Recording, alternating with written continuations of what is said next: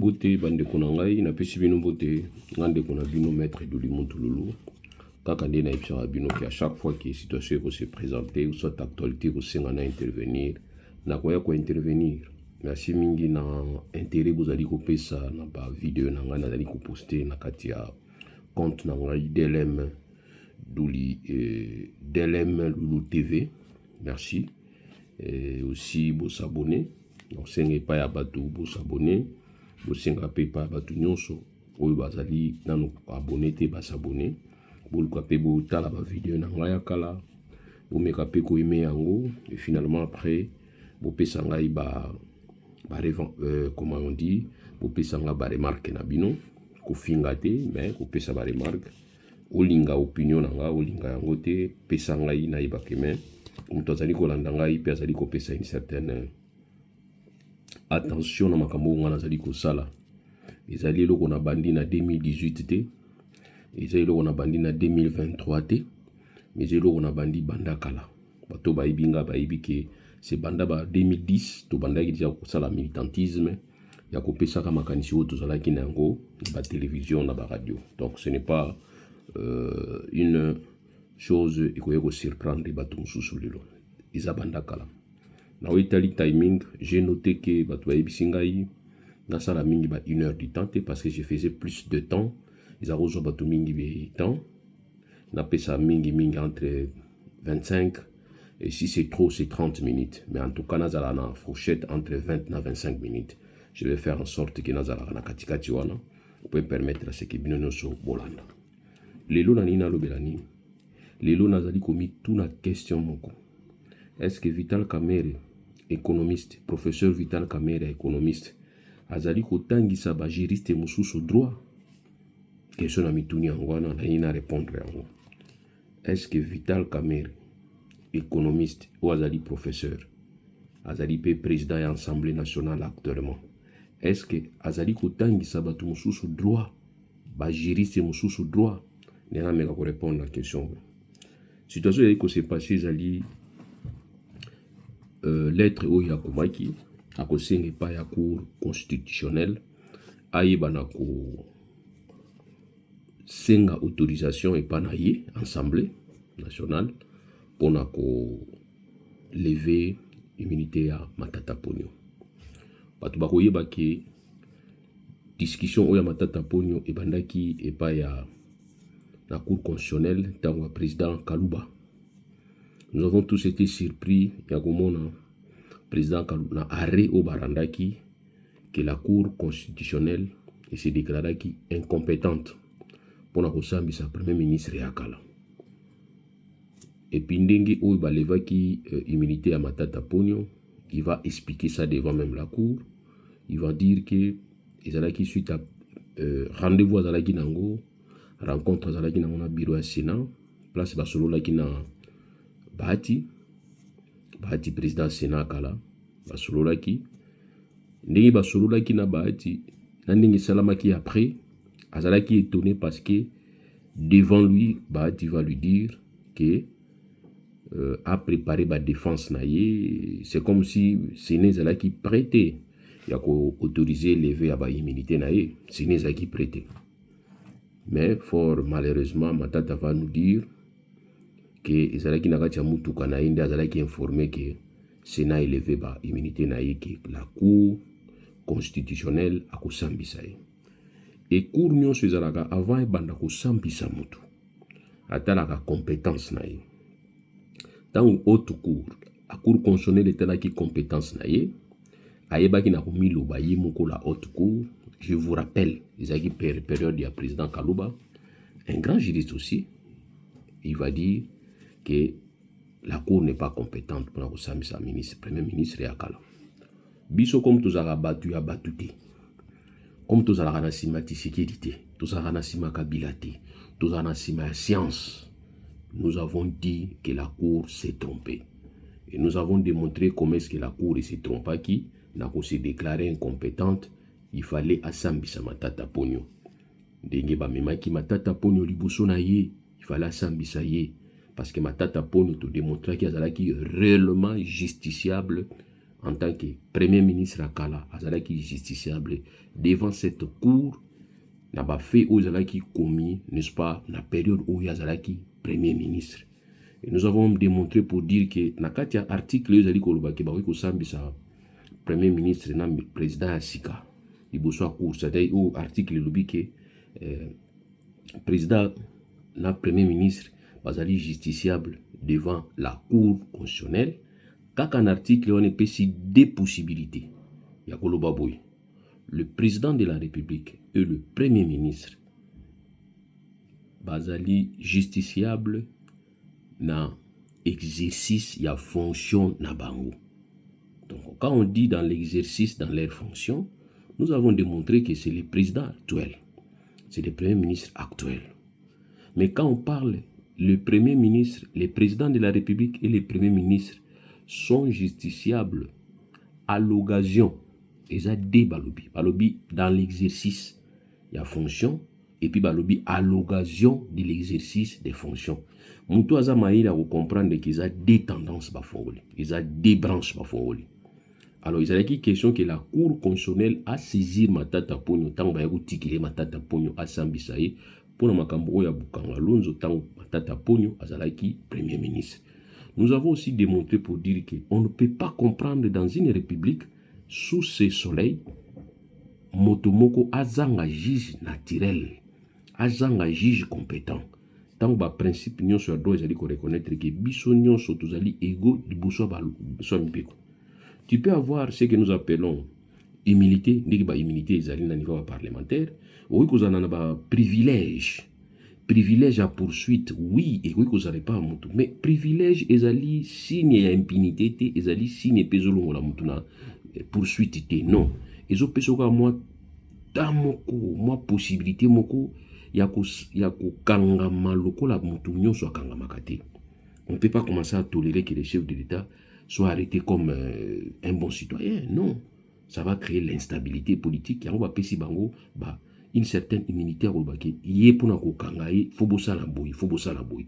Balobite que yé ba kangaye te, mais yonde pour n'ako kangaye, il faut bosser la boy, bosser la boy. Après boké kuna, a commis citoyen, a commis justiciable, il bosse à juge naï. Fort malheureusement, la cour s'est déclarée incompétente. Wana matata ponyo azalaki sénateur. Les lots ont changé législature nous sous matata ponyo a longwe sénateur. A commis commis ça commis député dans le niveau assemblée. Et que la cour, pas la cour en réalité, parquet général, près la cour constitutionnelle, a joué sous ce dossier, a quelque fixé en oli sous le besoin la cour constitutionnelle. Bisika Oboyoki, avocat Matata Ponyo, naïmo Matata Ponyo que j'ai aimé comme économiste, nazo regretté économiste, bani ko pesa ba juriste ba leçon. Matata Ponyo a participé leçon dans cour avec tout le respect, avec une posture d'un avocat. Oh Matata Ponyo, ça la droit. Yo soko sali droit. D'abord osa déjà soko sali droit yo simba kitoko. Avec une posture d'un juriste, il a démontré bas préalable, il a démontré des exceptions. Fort malheureusement la cour, comme nous l'avons toujours des alliés, section, il y a union sacrée dans la cour constitutionnelle. Je ne pense pas que Matata Ponyo pouvait s'en sortir parce que je l'ai déjà dit, Matata Ponyo du Bosso, il y a cour constitutionnelle, tu ne vas pas t'en sortir. Parce que cette cour, c'est comme une cour composée de souris et plutôt de chats, et qu'un justiciable ou une justiciable souris qui va se présenter. Donc, greffier, niao, procureur, niao, composition, pas niao.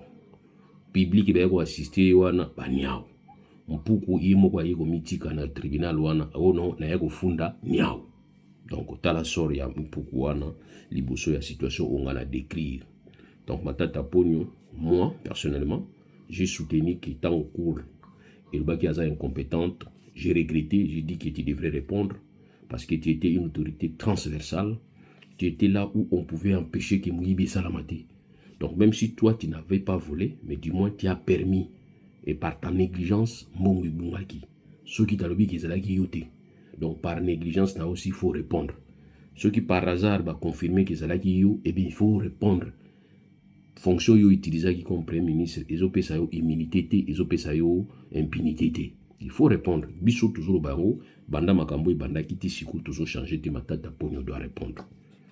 Mais là où ils ont posé problème les amis, c'est la précipitation avec laquelle Bolingi a répondre. C'est l'acharnement moko ikuti na kati ya réponse. Parce que vous devez comprendre que Matata Ponyo c'est quelqu'un qui vient de l'extérieur, tant va déclencher qui makamuna ye. Biso ba oyo to bimi ba makamuna biso za jamba imbai ba menace oui, ezalaki mais to pe ko supporter mais tout monde ga ki simba te to bimi. Tant to bimi to ki bazo luka biso. So une zone à Congo le na zone te. Eh mais oui, na zone te, je ne peux pas rentrer. Na ko zone na Congo te na temps oyo. Ok, parce que nasina yebi déjà ki ba fongola ki dossier moko contre nga na zone te so na zongi beko na beko kraka. Mais Matata Ponyo azo se retrouver na Guinée. Bah ibisi ba fongoli dossier contre eux, c'est lui qui va dire que nako qui ko affronter justice na biso et na kuna va proposer qui va pesa yo lipasa va faire pesa yo nkanda habiter na zozonga pona ko affronter. Donc Matata Ponyo va quitter na banda ya Congo pas na kati ya Congo pas que nous répondre. Ça aussi il faut considérer ça comme bonne foi et pas naïe, bonne volonté et pas naïe pour aller pas répondre à la justice en mboka na biso. Alors finalement il va se présenter al bobani ko ba gymnastique pour boire pour diminuer temps pour satisfaire batuna bino ba fanatique na bino bazota les années match Barça et Zobetana Real de Madrid. Il faut bien kota kaka pour batu ba sepela atabia penalty so ekoti batu ba sepela ya Bolingi non droit et ça va rendre wala te. Alors Vital Kamerhe va évoquer deux articles on a reçu na bino les articles 151 à constitution na biso et puis les articles 107 à constitution na biso. Article 151 le Bible. Le pouvoir exécutif ne peut donner l'injonction au juge dans l'exercice de sa juridiction. Le pouvoir exécutif ne peut donner injonction au juge dans l'exercice de sa juridiction. Ici déjà je vais répondre. Quand on dit ne peut donner injonction au nakati ya juridiction, le parquet azalaka nakati ya juridiction te. Parquet à la juridiction parce qu'on va peut-être confondre une injonction au ministre à cause de injonction de poursuivre ou non et ça n'y va parquet au ministre de la justice avec ça n'a pas parquet. Mais par contre quand on parle de la juridiction on parle que du pouvoir indépendant aux alliés pouvoir judiciaire. Or le parquet a na kati ya pouvoir judiciaire souté c'est ba bimisa ye. C'est un seul moni parquet a soumis na ba injonction c'est-à-dire miko yuko ba communiquer bania ou ba bundi côté à coin communiquer Bampoko Babundi, communiquer, ce soit voisin Bundina, ce soit voisin Kuna, communiquer à ministère de la justice. La PC injonction, on a su quoi ils normal. Mais où est toujours le bras ils dans le cadre du pouvoir exécutif, dans le pouvoir judiciaire, dans le pouvoir législatif. Mais le pouvoir judiciaire, donc question, ils allaient pouvoir où ils allaient dans l'indépendance, ils allaient juridiction. Quand on parle de juridiction, on ne parle pas de parquet. C'est-à-dire, quand aujourd'hui on voit Constant Moutamba va stopper les exécutions à la décision du tribunal, il y a des cours, parce qu'il faut vérifier en gros, dans le cadre de l'exécution, il y a des saisies, il y a des nini, des dommages intérêts, c'est une façon déjà de saper pouvoir à baninga. Donc quand les cours et tribunaux se réunissent pour nous dire que Loulou zana nyonga kingandi, faut pas kangayo loko, to faut futa nyonga batuana. On ne doit pas ramener ces pas à ministre pour ministre ça dans la commission pour atteindre la soki basalima. Bon, on a des problèmes. Binundi bosala makamuna binu na éviter ceux qui classent en haut. Quand on dit bagawana ki botangi ko lega batu bele botangi c'est na ba bozamali ko bozamali ko lega na ba professeur na binu. Ça m'étonnerait.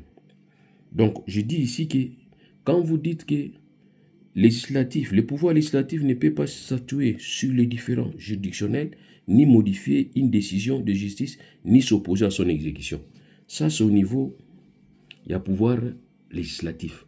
Bah, le pouvoir législatif, ils ont un droit. Il y a qu'à modifier, il y a qu'à statuer sur dossier qui en cours dans la justice, ou bien côté de sa justice. Les gens commencent à se référer de cet article, et pourtant, Vital Kamerhe s'est référé aussi à l'article.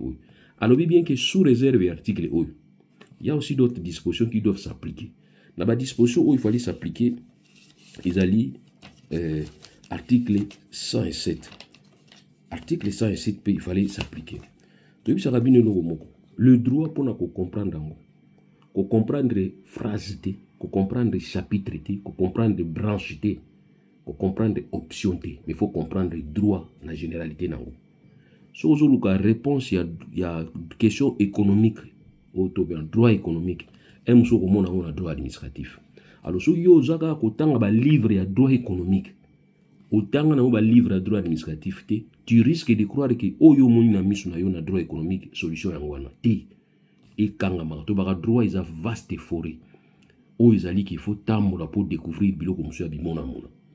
Or droit pe spécialité nango force à droit ezaka na ba exception. Okoye ba généralité ne bozana bino nyonso boyebi généralité à part ba juriste bien entendu na pesi bino mbote ba avocat ba magistrat ba juge o ba kinda mana université à solo na pesi bino mbote. Mais ba o batanga to benga ba intellectuel la visée botanga ande généralité mais botanga ba exception à droite botanga ba exception à droit nakati o barobini barobi ke parlementaire mon côté à cause la poursuivi recherché arrêté détenu ou jugé en raison ba opinion naé ou vote émis par lui dans l'exercice de ses fonctions. Voilà il aurait pu s'immunité par parlementaire. Parlementaire mon côté à cause là poursuivi arrêté tout dans le cadre il y a rien que opinion naé na vote naé immunité naé zali ba ko kangiri pour makambo wana te. Mais na o itali makambo mususu neti flagrance yo bakuti o député parlementaire zo beta batu nanzela zo panza biloko batu so bakuti o ba kosenga eloko ba kosengiza te parce que bakati o bakuti na kaya flagrance. Mais eloko is important ezani eza important makasi kokanisa koyebisa bino ke ka oyo faut kozwango avec particularité ya on a yebisi bino ke boy baka ba exception ni koloba nini exception likambo ezani ezali na toujours l'article 107 mais na linéa ya suka 4e alinéa et le biboy la détention ou la poursuite d'un parlementaire est suspendue si la chambre dont il est membre le requiert. La suspension ne peut excéder la durée de la session en cours. Quelle que soit la situation où ezali et pas ya parlementaire nabi bien quel que soit motif au bakangela qui parlementaire ezala ezana opinion na ye ezala ezana vote asalaki ezala o problème soki ndenge nini bisika oyo azali kofanda comme membre ekoki kosenga pe ko obtenir suspension patu bandi kunanga na ebisaka bino toujours droit pona ko comprendre ngo il faut comprendre ba mona ba détail nango soko comprendre ba mo likolo ko comprendre droit te balobi suspension balobi annulation ya poursuite te balobi suspension et législateur a ke même ko pesa garantie suspension wana ekoki kozala éternel te ezali suspension oyo kozala kaka na session oyo boza nango wana. Il faut que ensemble tout parlement sénat a expliqué justice pourquoi à suspendre. Donc wana na kati ya pratique il faut que chambre wana tanga do senga suspension et qui a obtenir ango akopesa suite ya suspension na wana na semaine na session oyo bazanango. Vital Kamerhe va dire que to sengi bo tika makambo matata ponyo pona nini bozongela mais il faudrait seulement prendre acte. Nous prenons acte. Ezali volonté outi na pouvoir collègue auto benga collègue na biso pouvoir législatif asengi to suspendre poursuite. You président ya cour ko prendre acte.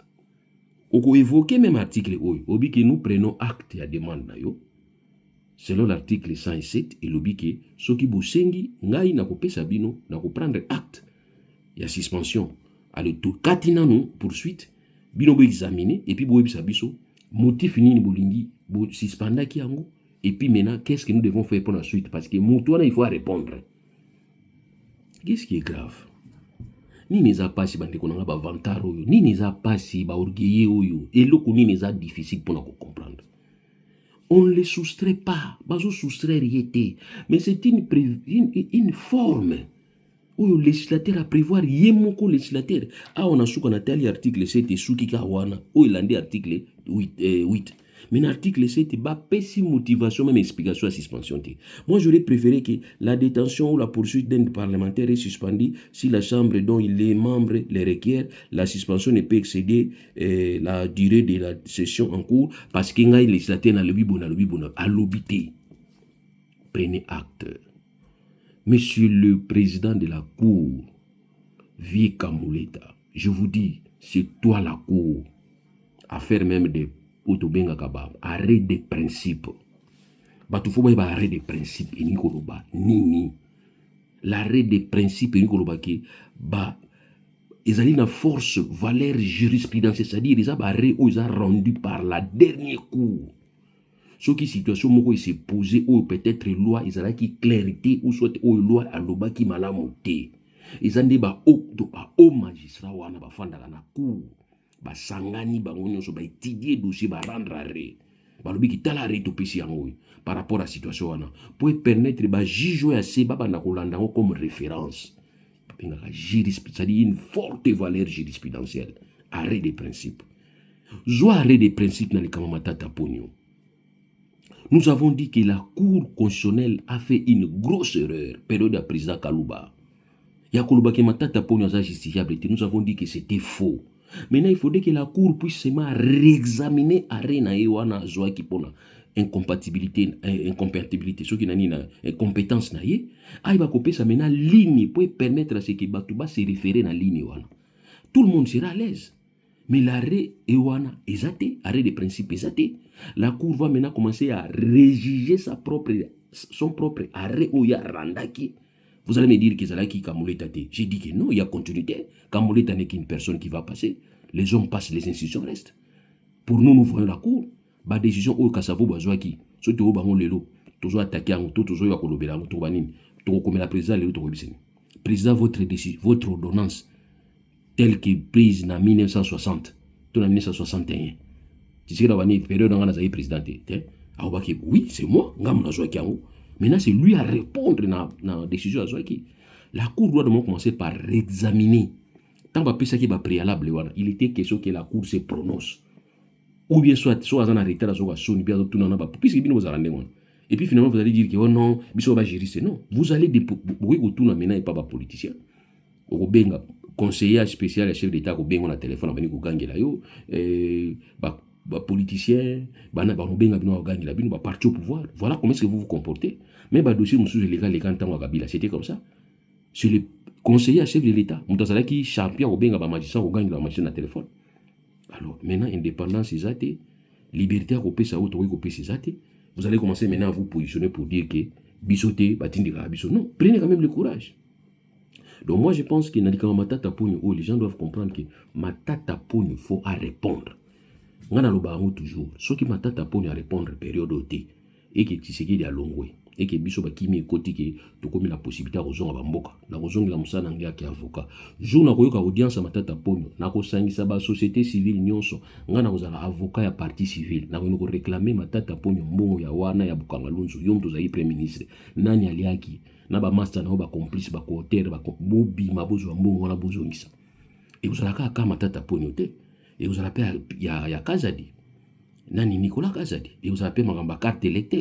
Et vous allez makamba 10 millions de dollars ya mwanda. Et vous allez makamba belé na vous allez ba dossier belé sur na zongi. Pona ko ya vraiment comme défenseur ya société côté tel parti civil pona ko réclamer ba mbongo nyo so boto détourner. Donc moi je ne suis pas du genre bato bazo ba non nazo côté na Matata Ponyo pour répondre parce que bino bozande mona so mutaka lobika que non disposition bozu au pour Matata Ponyo za bien té au côté de Matata Ponyo non Matata Ponyo a ibiki bisoni toza dangereux koleka ndemo wana Paul Kagame a ibiki bisoni toza danger contre yi bino te po bino ko sala na bino ga mukeba sala ni bino ngana ko yimbela Paul Kagame yona no boya Kagame te moi je ne peux pas ngai ni ko banda lobby ni lelo ni lobby après na ko kokate mais bino bosubo yembela nzemba kitoko Paul Kagame asenga nzembo wana po aiba ko produire ngo Paul Kagame asenga bino ngo bokende akotsa bino na kati ya studio bo bimisa nzembo wana yo nani oboya Kagame ndoki yo nani boyebi yango. Moi je ne peux pas changer langage nanga contre Kagame ndemo na Matata Ponyo pour Matata Ponyo na kotika la intransigeant Matata Ponyo tu dois nous dire. Tu as quitté Conakry pour la RDC. Tu as bien promis pour dire que je vais affronter ma justice. Voilà l'occasion pour affronter la justice. Mais la forme doit être respectée. Quand on vous demande à ce que Matata Ponyo ne dépend plus à Sénat, à qu'on dépendre, la moindre des choses, procureur général de la Cour constitutionnelle. Cela demande ça, tout à la bango, mais entre-temps, cela n'exclut pas que ba o baza ba côté na ba complice matata ponyo ba répondre parce que bango immunité za to kosenga permission pa nani pour landa bango baza na problème ko landa te zwa bango ni ata bango kanga bango basamba ba PV banolbaka nani matata ponyo nani ou préparer dossier nyonso wana osengi minene pa ya Vital Kamere tindina matata ponyo na zana besoin na ye koma komi na chambre na yo parce que longo na chambre mususu komi na chambre na yo tindila nga ya ko répondre parce que ici je vais le charger. Tout côté la benna réaction à Vital Kamere, il va dire quoi? Qu'il n'a l'ingité parce qu'il est français. Oh, français, vous expliquez, sauter. Parce qu'à ce moment-là, on a devant un fait accompli. Même l'article où il y a évoqué, qui est l'article 107, il lobby que la suspension dont il est question est provisoire. Et cette suspension, c'est toujours lié à la période où session est allée et où dépasser session T. Qu'est-ce qui est difficile à comprendre, Bande Gonanga? Les problèmes banabine alinde acharnement. Vous êtes tellement acharné contre Matata Ponyo, bolingi bomonaye afukama parce que moi j'ai dit Matata Ponyo peut rire ezaki ayo, follow ça l'assemblée au Kenigo Ndima et biran tamba kina otina ba bana yamba bato. Moi te musitu dans un problème te. Dossier musitu mutafon la ngazate. Mutafon la dossier musitu pour musitu za na zara toujours présent. So abenga musitu présent azane présent. Abatela biloko na yo pe fo batela biloko na yo tamba benga bine pa ibera. Falo ko kende ko fukama au moni ngoza na problème te.